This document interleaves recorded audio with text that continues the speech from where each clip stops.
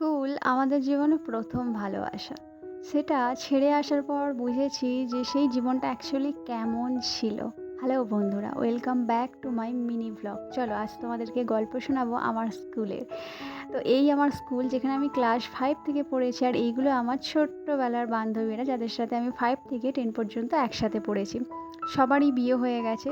যেহেতু স্কুলে 60 বছরের হীরক জয়ন্তী বর্ষ ছিল, সেই উপলক্ষে সমস্ত স্টুডেন্টদেরকে নিমন্ত্রণ জানানো হয়েছিল। পাস্ট প্রেজেন্ট সমস্ত স্টুডেন্টরাই এসেছিল এবং অনেক টিচাররা নতুন ছিল, যারা পুরানো আমাদের সময়কার ছিল তাদের সাথে দেখা করা, প্রণাম করা, স্যার ম্যামরা চিনতেই পারছিল না।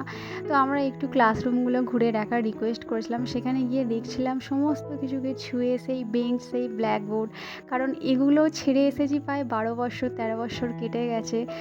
জানালা দিয়ে মাঠটাকে দেখা, মানে সেই সময়টা মনে করে এতটা ভালো লাগছিল, মনে হচ্ছে কাশ সময়টা যদি এখানেই থেমে যায়।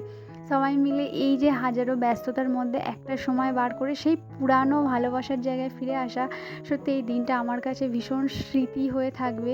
সেই হিসাবেই এই ভিডিওটা করে রাখা। চলো আবার দেখা হবে।